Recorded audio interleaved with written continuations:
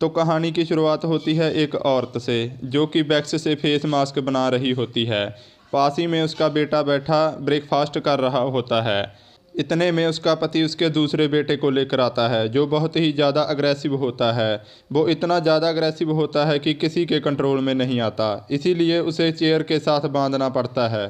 वहीं दूसरी तरफ हमें कार्ली, उसके भाई निक जॉन और उनके तीन दोस्तों को दिखाया जाता है जो फुटबॉल मैच देखने लुजियाना जा रहे होते हैं जो कि बहुत दूर होता है। इसीलिए रास्ते में इन्हें कैंप लगाना पड़ता है। ये तय करते हैं कि रात यहीं पर गुजारेंगे क्योंकि फुटबॉल मैच अगले दिन होता है।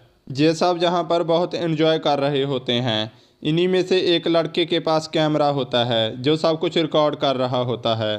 पर अजीब बात ये होती है जहाँ पर बहुत स्मेल आ रही होती है और इन्हें नहीं पता होता कि ये स्मेल कहाँ से आ रही है।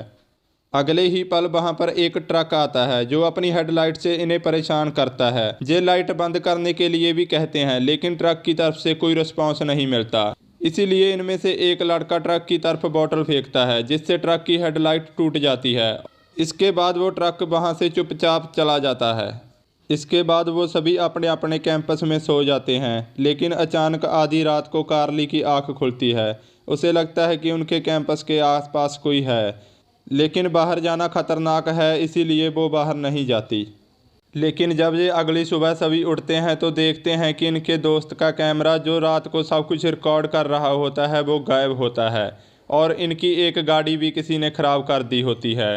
तभी कार्ली और उसकी दोस्त को वहीं स्मेल आती है और वो दोनों जंगल की तरफ बढ़ती हैं और तभी कार्ली एक बड़े से गड्ढे में गिर जाती है जिसमें बहुत सारे मरे हुए जानवर होते हैं और ये स्मेल यहीं से आ रही होती है। कार्ली ज़ोर ज़ोर से चिल्लाना शुरू कर देती है। इतने में कार्ली का दोस्त बेड आ जाता है और उसे गड्ढे से निकाल लेता है। कार्ली बहुत ही ज़्यादा डर चुकी होती है और तभी एक आदमी वहाँ पर एक ट्रक लेकर आता है जिसमें एक मरा हुआ हिरन होता है और वो आदमी उस मरे हुए हिरन को उस गड्ढे में फेंक देता है। दरअसल कार्ली ने उस खड्डे में एक इंसानी हाथ देखा होता है जिससे वो बहुत ज़्यादा डर चुकी होती है। लेकिन जो आदमी हिरन लेकर आया होता है वो उस हाथ को निकालता है और उन्हें बताता है कि ये एक नकली हाथ है। इस आदमी का बिहेवियर काफ़ी अजीब होता है। वेड उसे बताता है कि हमारी गाड़ी की बेल्ट टूट चुकी है, इस वजह से हम आगे नहीं जा सकते। क्या आप हमें किसी मैकेनिक के बारे में बता सकते हैं? वो कहता है कि टाउन में मैकेनिक मिल सकता है और मैं वहाँ तक आपको लिफ्ट दे सकता हूँ। और अब वेड और कार्ली उस आदमी के साथ निकल पड़ते हैं। लेकिन कार्ली का भाई अपने दोस्तों के साथ फुटबॉल मैच देखने के लिए निकल जाता है लेकिन रास्ते में ट्रैफिक जाम होता है, इसीलिए वो चाहकर भी टाइम पर फुटबॉल मैच देखने नहीं जा सकते थे। इसीलिए वो तय करते हैं कि वो वापस अपने कैंप में चले जाएंगे। वहीं दूसरी तरफ हमें कार्ली और वेड को दिखाया जाता है जो टाउन में पहुंच जाते हैं लेकिन टाउन पूरी तरह से खाली होता है।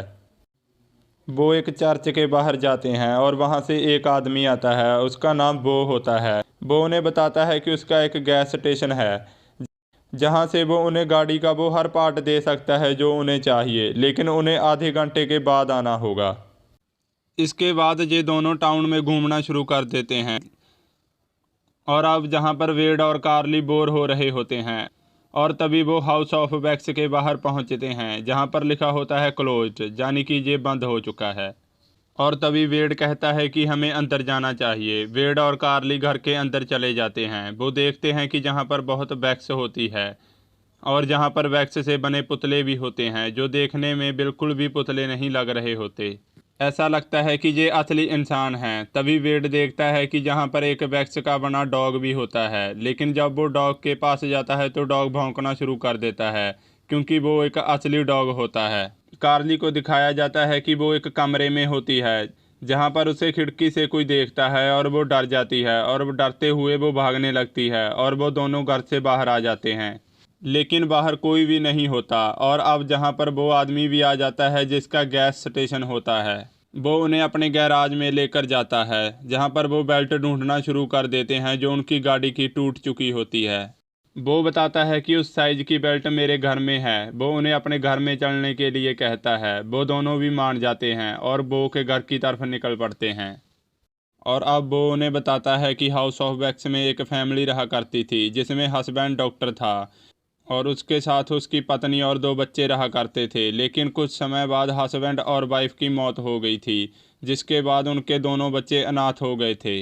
अब वो दोनों बो के घर के बाहर पहुंच जाते हैं। कार्ली बाहर वेट कर रही होती है, जबकि उसका दोस्त बेड कहता है कि उसे वॉशरूम जाना है, इसीलिए वो घर के अंदर चला जाता है। कार्ली बाहर वेट कर रही होती है और तभी वहां पर एक ट्रक आता है। ये वही ट्रक होता है जो इनके कैंप के पास था, जो इन्हें हेडलाइट से परेशान कर रहा था, जिसकी इन्होंने हेडलाइट तोड़ दी थी। वो ट्रक को देखकर कार्ली डर जाती है। वो समझ जाती है कि यहाँ पर कुछ ना कुछ गड़बड़ है। वो अपने दोस्त को कॉल करती है, लेकिन उसका दोस्त कॉल रिसीव नहीं करता, इसीलिए वो एक वॉइस मैसेज छोड़ देती है।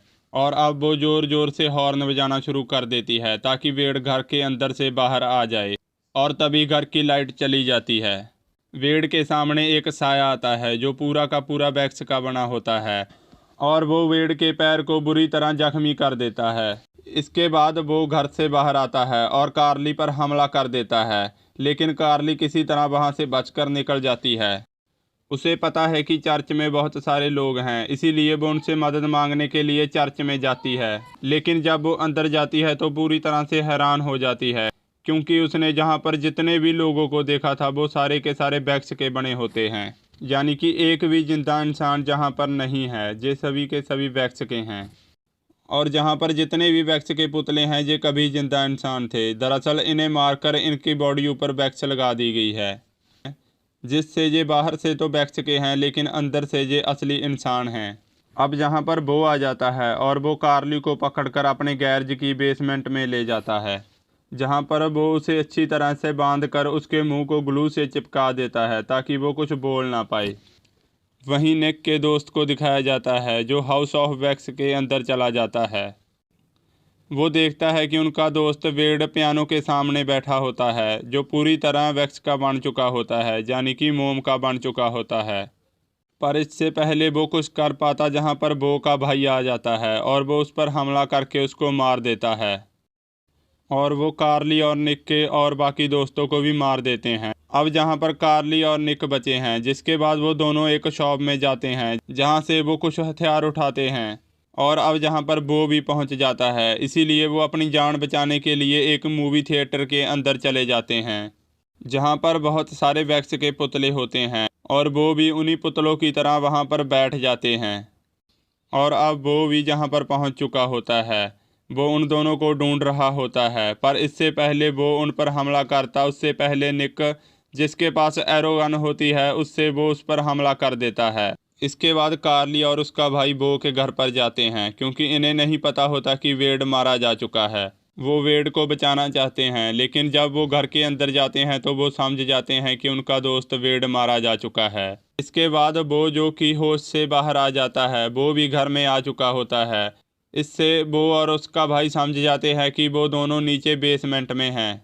वो का भाई बेसमेंट में जाकर निक पर हमला कर देता है, लेकिन निक वहां पर आग लगा देता है, जिससे वो का भाई निक के पास नहीं जा पाता, क्योंकि अगर वो निक के पास जाएगा तो उसका मोम का, यानी कि वैक्स का जो चेहरा है, वो पिघल जाएगा। इस बात का फ़ायदा उठा के वो दोनों वहां से भाग जाते हैं और हाउस ऑफ वैक्स में चले जाते हैं, जो कि इनके घर के साथ ही जुड़ा हुआ होता है।